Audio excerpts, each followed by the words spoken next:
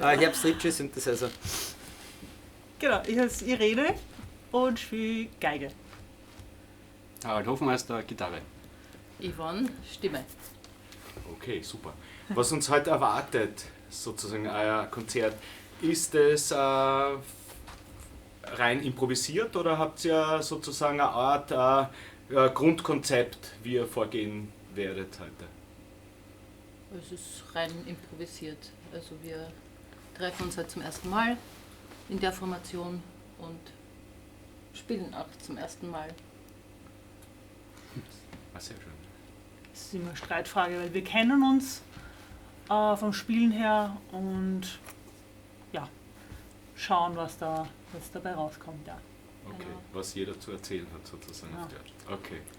Also wir haben ja in unterschiedlichen Formationen auch schon mal gemeinsam gespielt. Also Ja. erst beim Stio, also Orchester, beim GIS-Orchester, wir haben ein Duo gehabt, wir haben ein Trio. Wir waren alle im Business Shop Sottli bei der ImproCon. Okay. Also, ja. Das heißt, es gibt so ihr kennt euch und halt schaut ihr, was passiert, so auf die Art. Genau. Ja. Genau. Können Sie mal kurz beschreiben, wie ist denn das? Weil das ist schön. Das heißt, es wird so, gehen wir mal raus auf die Bühne, so Improvisation unter Anführungszeichen sozusagen. Ja? Wie ist denn das Gefühl davor? Also wie kann man das beschreiben?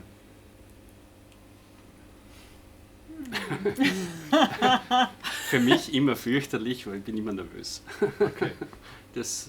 Aber Ja, sehr schön, aber Das- aufmerksam dadurch, oder? ja, Ja. das schon. Ja. Ich bin spannungsgeladen und voller Vorfreude irgendwie, was da passieren wird. Ja, ich freue mich einfach schon sehr. Bin sehr aufs Hinhören und Aufeinanderhören und schauen, welche Klänge, was sich so ergibt. Ja, ich finde es total spannend, weil ja, also ich bin gar nicht aufgeregt. Ich finde, es ist eine andere Ebene halt zum Sprechen. Also eigentlich ist so, wir sitzen jetzt da und dann sitzen wir dort und kreieren halt irgendwie was gleichzeitig. Ja, Ja. interessiert mich. Nein, ich freue mich auf das aufeinander eingespielen, miteinander gespielen. Das ist eher so der Punkt irgendwie. Nervös, nein. Freudig, ja. Und deshalb auch wahrscheinlich ein wenig so eine nervöse Euphorie dann trotzdem oder so, aber jetzt nicht im Sinne von Lampenfieber, sondern das Setting da ist ja fast Wohnzimmer da. Das ist jetzt Maro natürlich, du bist jetzt auch da, Georg. Aber wir vier kennen uns auch, es ist jetzt nicht irgendwie so Neuland oder so, also das ist jetzt auch nicht. Aber trotzdem neugierig. Kann man so. Ja? Okay. Eigentlich Auf jeden immer. Fall. Immer Ja. neugierig. Immer neugierig. Ja. Okay. Ja, das ist schön. Und das gehen wir gleich zu dem über Improvisation. Vielleicht erzählt mal, wie seid ihr zur Improvisation oder dazu kommen, dass man das vielleicht definiert, das ist Improvisation und das ist was. Oder möchtest du mal kurz vielleicht erzählen, gibt es irgend so eine Erfahrung, da bin ich sozusagen irgendwie, wie sagt man, da ist das entfacht worden, dass ich improvisiere. Ich glaube, es ist ein bisschen so dieses, was ist eigentlich gute Musik, was macht gute Musik aus, wo sehe ich mich da drin und wer bin ich, wenn man so möchte, oder wo probiere ich mich aus, was behaupte ich jetzt einfach mal um ein Echo, kriege ich ein Echo zurück oder wie wirkt es dann sozusagen zurück wieder auf mich und das ist halt dann, also es ist die konsequenteste Form, sich in der Musik zu finden, glaube ich. Also als ein Stück, das es schon gibt, zu spielen oder zu reproduzieren. Ja, ich meine, komponieren ist dann nochmal eine andere Ebene, aber beim Improvisieren kann man sich halt nicht verstecken. Man muss irgendwas geben, um auch dann was zu bekommen, also damit nicht alle irgendwie unsicher sind oder so. Und dieses Balancieren von dem, was braucht vielleicht die Gruppe, was braucht vielleicht ich oder was muss ich geben, damit das funktioniert für mich auch und damit die anderen auch sich wohlfühlen. So dieses Balancieren ist es, was Improvisation so besonders macht. Und ja, ich glaube, man rutscht da oft so rein in das Improvisieren und merkt dann, wie weit es da eigentlich geht. Also es geht einfach in alle Felder, in diese gesellschaftlichen Felder, in diesen zwischenmenschlichen Felder und natürlich klangliche Felder und Instrument, aber es wird immer mehr, was es bedeutet. Okay. Wie ist das bei euch? Oder wisst ihr noch ein Erlebnis, wo du denkst, aha, das ist was anderes. Das ist was anderes als irgendwas reproduzieren, oder gibt es irgendwas wie... Es ist tatsächlich ganz was anderes als reproduzieren. Ich komme eigentlich aus der Ecke, wo du nur reproduzieren lernst, aber alle reproduzieren. Es ist mir irgendwann zu langweilig geworden. Aber wie die Irene gesagt hat, das ist da, du musst über das drüber springen, dass du nur das spielst, was du gelernt hast, weil das ist der Teil, den du zu reproduzieren hast. Und das macht das Ganze für mich viel interessanter. Es ist herausfordernder, du musst dich da mit dir beschäftigen, mit den anderen beschäftigen, egal jetzt in welcher Reihenfolge, aber es fordert mehr und das ist dadurch spannender. Ja. So die Intensität vom Dasein. Genau. Ja, es ist, ich denke mal, für mich ist es da ehrlicher, also ein ehrlicherer Zugang zur Musik irgendwie. Also eben, wenn das Gegenteil von Improvisation quasi zu der reproduzierten Musik sieht, dann ist das völlig...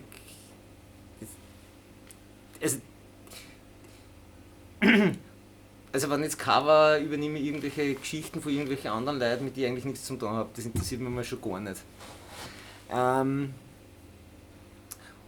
Wenn ich selber was komponiere, dann habe ich aber auch gleichzeitig irgendwelche Leute mit ihren Instrumenten, mit ihren Persönlichkeiten in meinen Ohren, in meine Augen, in mein Spielen und Tun. Das ist auch okay, aber ich werde da nicht überrascht. Und das ist aber, was auch in der Improvisation für mich einfach persönlich taugt, ist diese Überraschungsmomente, die nicht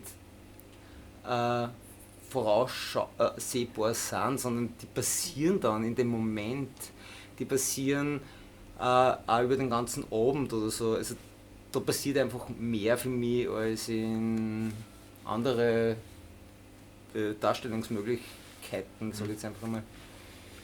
Ja. Ja, jetzt ist schon viel gesagt worden. Ja, das ist So viel gescheit. So viel gescheit, ja.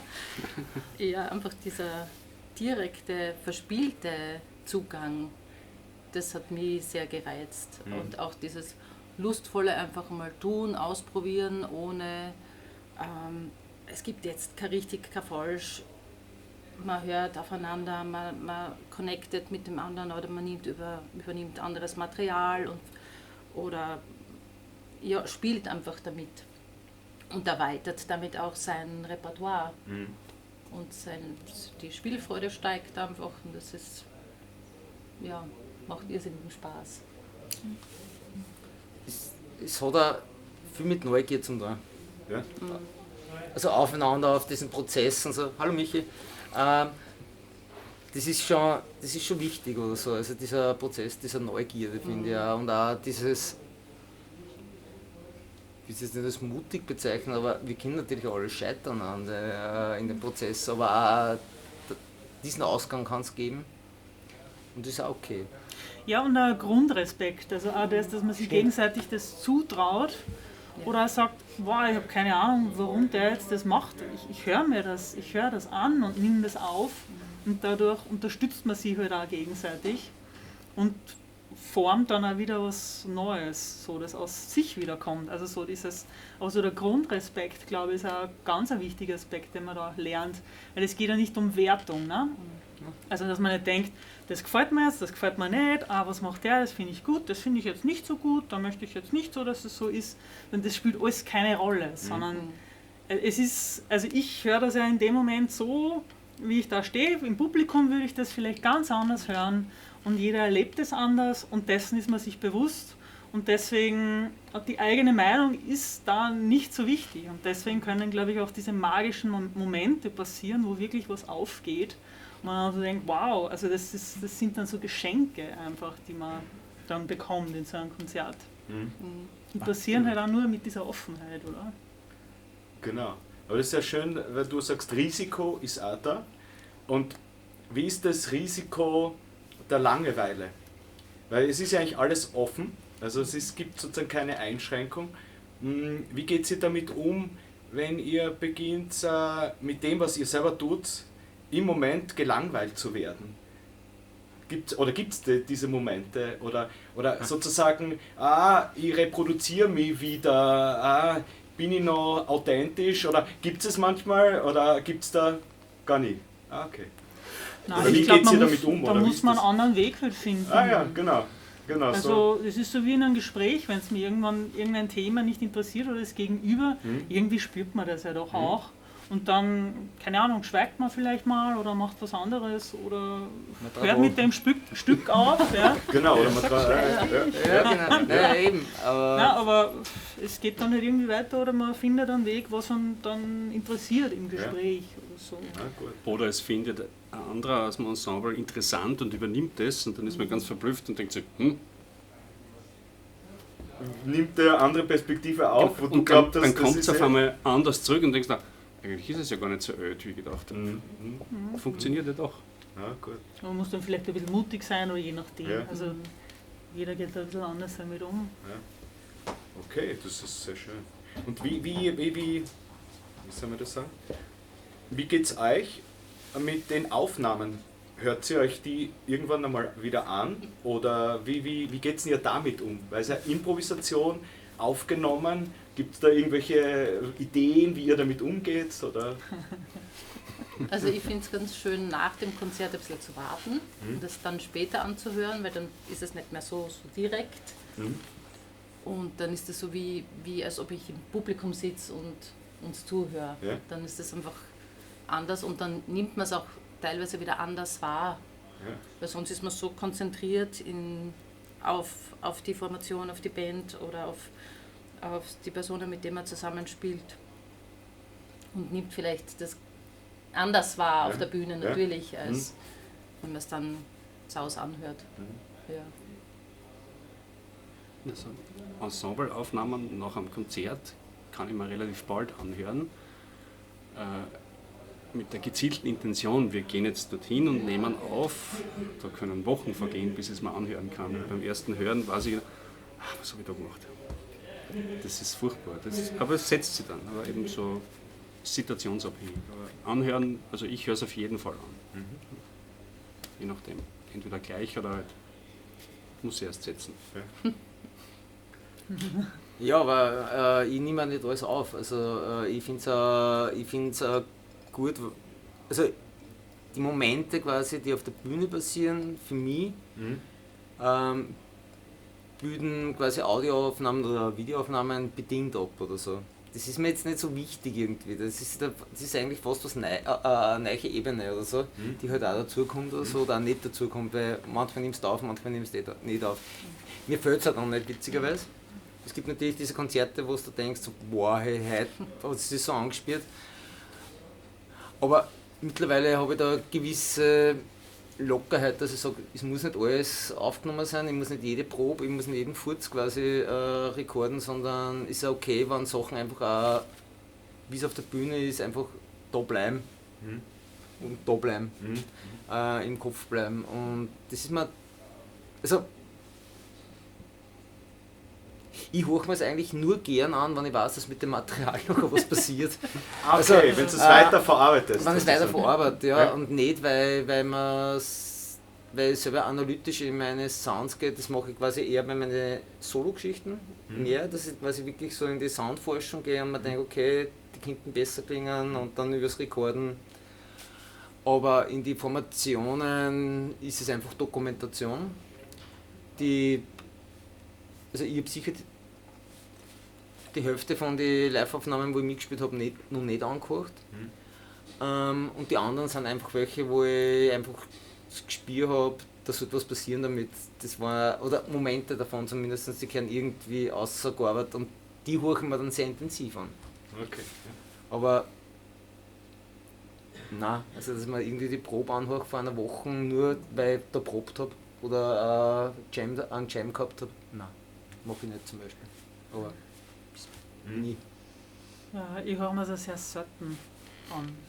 Hm? Und auch nur, also es ist dann interessant, wenn man vielleicht zusammenarbeitet und es gibt ja verschiedene Arten von Zusammenarbeit, aber wenn man sagt, man entwickelt sich irgendwie dann so miteinander und hört sich halt das dann an, vielleicht mit der Idee, dass man ein Album macht und es ist dann eigentlich egal, ob es was wird oder nicht, weil es von so vielen Faktoren abhängt, aber dann ist das so ein bisschen ein Prozess, aber sonst höre ich mir die eigenen Sachen jetzt nicht mehr an. Ja, gut. Na, da freuen wir uns aufs Konzert heute. Ich glaube, wir brechen einfach ab, weil man muss da einen Doppelpunkt machen, weil jetzt geht es um die Musik dann. Ja. Vielen Dank fürs Interview. Dankeschön. Danke dir, Georg.